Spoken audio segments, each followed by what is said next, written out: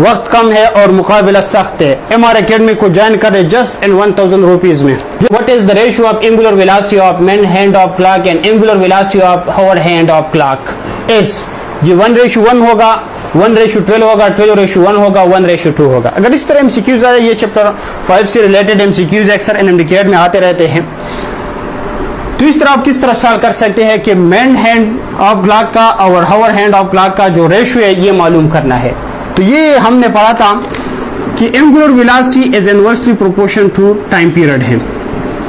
तो दो हैंड के दरमियान रेशियो को कैलकुलेट करना है, तो इनके लिए मैं सिंपल सा फार्मूला लिख देता हूं, ω1 divide by ω2 is equal to T2 divide by T1। तो हमने क्या करना है, हमने मिनट और हावर के दरमियान रेशियो कैलकुलेट करना है। तो ऊपर हमने क्या लिखना है, यहाँ पर हमने मिनट लिखना है, नीचे डिनोमिनेटर में हमने हावर लिखना है। यहाँ पर आप देख ली तो 1 इस साइड पर आप डिनोमिनेटर है 1 और यहाँ पर नोमिनेटर में 1 है। तो इसी तरह आपने यहाँ पर ये नोमिनेटर में, तो यहाँ पर आप डिनोमिनेटर में लिखिए time period of hour to time period of minute. तो time period of hour hand के कितना है बेटा, तो ये जो हैंड है हावर का हैंड, ये एक चक्कर 12 हावर में कंप्लीट कर देते हैं।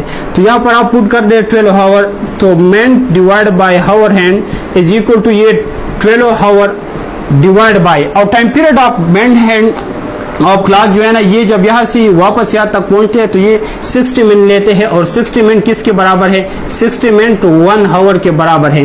तो आप यहाँ पर 1 हावर पुट करना है, तो हावर के साथ कैंसिल, तो ये आपके पास जो minute angular velocity of minute and angular velocity of hour hand का जो रेशियो है, तो ये 12:1 के बराबर है। तो आपके पास जो करेक्ट ऑप्शन है ये ऑप्शन नंबर C है, 12:1 है।